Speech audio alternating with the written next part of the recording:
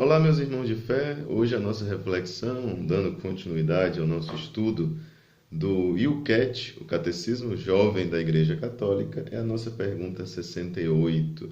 Essa pergunta 68 no meio social, no meio eclesiástico e outros meios afins, é uma pergunta que traz uma briga de foice, né? Mais uma delas ou daquelas que causam polêmica. Mas aqui nós não estamos para fazer polêmica, e sim ver o que a igreja pensa.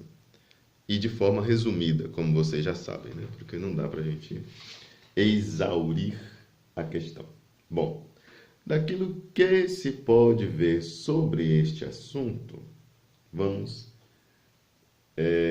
ver e ver de forma rápida. Porque já dizia um sábio professor meu que professor lá do tempo de Teresina, né? Ele dizia assim, o nome dele é Padre Raimundo José Aire Moraes de Brito, se eu não estiver enganado. Mas não interessa o nome dele, o que interessa o sobrenome, né? O nome é Padre Raimundo José, isso eu sei. Padre Raimundo José ele dizia que a brevidade ela está mais próxima da verdade do que a prolixidade, ou seja, as delongas, né? Ficar prolongando as coisas. Então vamos tentar ser breves, porque a brevidade está mais próxima da verdade. Quanto mais você se prolonga, mais perto da mentira você chega. Nessa lógica, né? Bom, então, qual é a pergunta de hoje? A pergunta de hoje quer saber o que é pecado original. Ou talvez seja só pecado original? Ainda se fala disso? O que é isso? O que temos nós a ver? O que eu tenho a ver com a queda de Adão e Eva? Se é que existiu Adão e Eva, né? Tem uns que vão dizer assim, né? Se é que existiu Adão e Eva, o que eu tenho a ver com a culpa de Adão e a culpa de Eva? Porque o pecado original é exatamente isso, algo que vem por herança na natureza humana. Eu já nasci com a culpa original e por isso tenho que, desde os primeiros anos de vida, me batizar, porque é o batismo que purifica, limpa a nossa essência desta que é a culpa original. Bom, quem não acredita nos primeiros pais, porque, digamos, sejamos realistas, né? Não necessariamente foi tudo exatamente como está escrito ali na Bíblia, que eu já falei isso várias vezes. Alguém pode querer aí me chamar de herege, paciência, né? Mas estou aí amparado pela teologia da igreja. Alguns, aqueles que querem ser mais teólogos que o Papa, ou mais católicos que o Papa, vão dizer que é um equívoco. Mas o relato bíblico não é um relato histórico no sentido científico desta palavra. A Sagrada Escritura, a Bíblia, é um livro de teologia, onde ali nós vamos encontrar a sabedoria da nossa vida para a outra vida. Então, o que está ali? Não me interessa se foi Adão, se foi Juvenal, se foi Crisólogo, se foi... Não interessa o nome da pessoa. O que nós sabemos é que Deus criou o ser humano, houve o primeiro, ou a comunidade dos primeiros. Então, meus queridos, como se chamava esses primeiros pais? Nós dizemos Adão. Por quê? Porque Adão, a palavra Adão, na sua raiz, tem a ver com barro. E quando eu olho para esta palavra que tem a ver com barro, que é a palavra que dá nome ao primeiro pai, ao primeiro homem da humanidade, essa palavra traz junto com o seu significado o fato de que Deus, ele é visto no Antigo Testamento, no Novo também, né, de algum modo, como um oleiro, alguém que vai modelando o barro. Se na raiz da palavra Adão tem barro, Deus é aquele que modela o ser humano com barro, que modela o barro, né, que é visto como oleiro, e que o oleiro tem esse papel de modelando o barro e dar forma ao barro, Jesus Cristo, lá no Evangelho, aparece uma hora que ele vai curar um cego.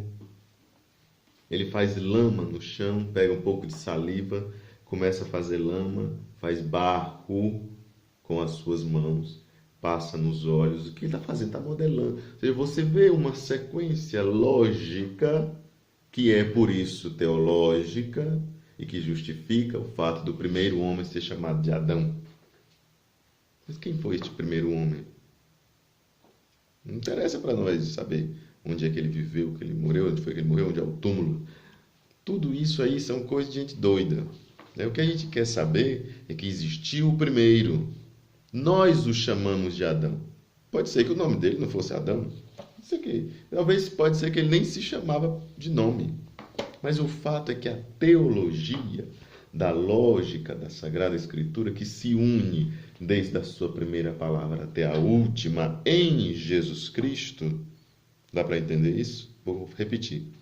A primeira palavra da Bíblia com a sua última palavra se unem em Jesus Cristo. Jesus Cristo é a chave de leitura. Jesus Cristo é o significado. Jesus Cristo é o elo que une todas as coisas que aparecem na Sagrada Escritura. Bom, mas até agora eu nem comecei a responder a pergunta, né? Bom, vamos fechar esse parêntese, deixar isso para lá. Quem quiser mais, vai estudar teologia, né? Vai ser. Eu não vou salvar o mundo explicando teologia, né? Então, pecado original. Vamos falar do pecado original, para não sairmos do tema. O pecado é, como vimos no vídeo anterior, um afastamento de Deus. Mais que afastamento, é uma rejeição de Deus. Porque simplesmente dizer afastar-se de Deus, pode ser que Deus está se afastando de você. Deus não se afasta de nós. Somos nós que nos afastamos dele. Mas em sentido próprio, é uma culpa de responsabilidade pessoal. Cada um comete o seu pecado. A expressão pecado original, ela se refere, portanto, não a um pecado que é pessoal, mas a um estado nocivo da humanidade em que nasce o indivíduo. O indivíduo já nasce nesse ambiente envenenado pelo pecado original, antes mesmo de por livre vontade ele pecar.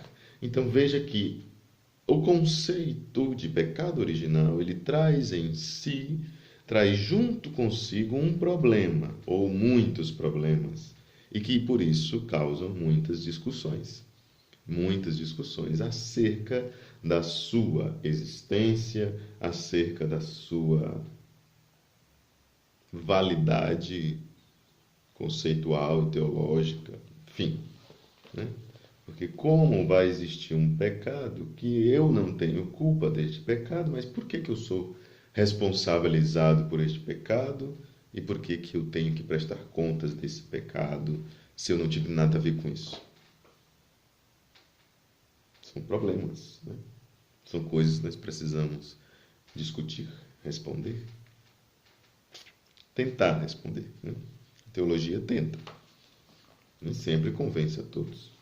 Não precisamos estar convencidos. Nós precisamos confiar no mistério, né? Para alguns, mistério pode ser uma mentira, né? Uma mentira é uma coisa. Mistério é algo que eu não compreendo, mas que eu aceito que existe. Confio nesta igreja que Jesus Cristo nos deixou e me curvo diante dos mistérios da fé. Esse mistério não pode ser associado à mentira. Não é pelo fato de ser mistério, não é pelo fato de eu não compreender que isso seja uma mentira. Independente disso. Agora, acerca do pecado original, diz Bento XVI, que se deve compreender que todos nós carregamos dentro de nós uma gota de veneno daquela forma de pensar que nos é ilustrada nas imagens do livro do Gênesis. Todos nós fomos contaminados por uma gota deste veneno da serpente, daquela forma de pensar, um jeito de pensar que é contrário a Deus, que vem, de certo modo, ilustrado. Veja a expressão perfeita do Papa Bento XVI, né? Que vem ilustrado nas imagens do livro do Gênesis. Assim como hoje uma novela, por exemplo, ela reproduz, de certo modo, aquilo que nós vivemos e vemos na realidade concreta. As novelas reproduzem alguma coisa ali daquela realidade. Alguns fatos podem até ser baseados diretamente a personagens, pessoas concretas, né? Alguns personagens que aparecem nas novelas são fruto da imaginação de algum autor e tudo mais. Mas outros não, são baseados diretamente a uma pessoa ali que você pode dizer, ó, por exemplo, a tal da Bibi Perigosa. Tinha lá uma pessoa que viveu aquilo ali que aquela personagem viveu. Bom, no livro do Gênesis nós temos também uma novela, e essa novela se baseia também na existência concreta de um ser humano, e essa existência chega a se reproduzir aí neste livro do Gênesis por providência especial de Deus, que é aquilo que nós chamamos de revelação divina. Daí, seduzido pelas palavras da serpente, levanta a suspeita de que Deus é um adversário que restringe a nossa liberdade e de que só seremos verdadeiramente humanos quando pusermos Deus de lado. O ser humano não quer receber de Deus a existência e a plenitude da sua vida. E, à medida que o faz, confia na mentira em vez da verdade e precipita na sua vida, ou melhor, precipita a sua vida no vazio e na morte. Então, o pecado original,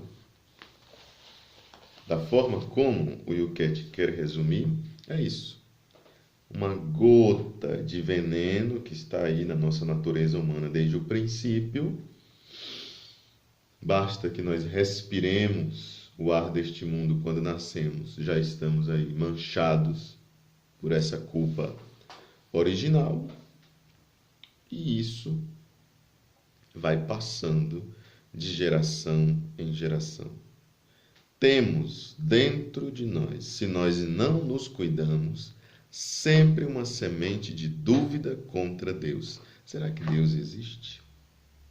Será que tudo isso que aparece na Bíblia foi contado é de fato regra de vida para mim? Será que existe mesmo este pecado original? Será que Deus não é isso e etc, etc, etc? Ou seja, o homem vai cada vez mais, ó, a cada dúvida que vai sendo semeada, ele vai se afastando de Deus. Pelos sacramentos, então, ele retorna. É chamado a retornar a Deus pelos sacramentos que foram instituídos por Jesus Cristo, os 7. Depois nós vamos ver, quando terminar essa primeira parte da profissão de fé. Mas aqui nós devemos aprender muito claramente a existência do pecado original com essa contaminação que toda a raça humana herdou por culpa dos primeiros pais, Adão e Eva. Estes que foram seduzidos são responsáveis por contaminar toda a humanidade. Então não tem nada a ver que derramaram, soltaram uma bomba atômica, por exemplo, lá, não sei aonde, mas as consequências desta bomba que foi soltada, ela é sentida na humanidade.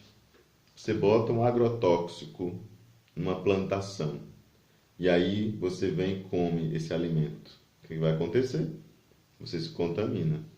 Teve nada a ver com quem colocou veneno lá na plantação. Mas você comeu do alimento. Se alimentou do alimento contaminado. Aí está o pecado original. Lá os primeiros contaminaram a humanidade com essa dúvida contra Deus. Nós estamos contaminados com esta culpa. Somos perdoados pelo batismo, mas permanece a tendência. O que é a tendência? Permanece a inclinação para o mal. Tem um precipício aqui. Você sabe que se você chegar muito perto desse precipício, você cai e morre, se esborracha no chão, morre afogado lá embaixo, se tiver um rio passando lá embaixo. O pecado original, ele fere nossa natureza humana de tal modo que nós estamos sempre inclinados para o pecado. Sempre estamos querendo cair. Sabemos que vamos morrer se cairmos nesse precipício, mas sempre estamos ali naquela beira daquele precipício. Sempre estamos na beirada do precipício, querendo morrer. Isso é o que o ser humano faz, né? Ele tenta, a todo custo, fugir das ocasiões de pecado, mas volta e mexe, ele já está na beira do precipício de novo. A tendência que ficou por conta do pecado original. Ele é apagado pelo batismo, mas ficam as consequências do pecado original. Bom, feito isso, deixo vocês com essas reflexões por hoje. Amanhã nós voltamos para continuarmos refletindo sobre a dimensão do pecado de um modo geral. Até mais.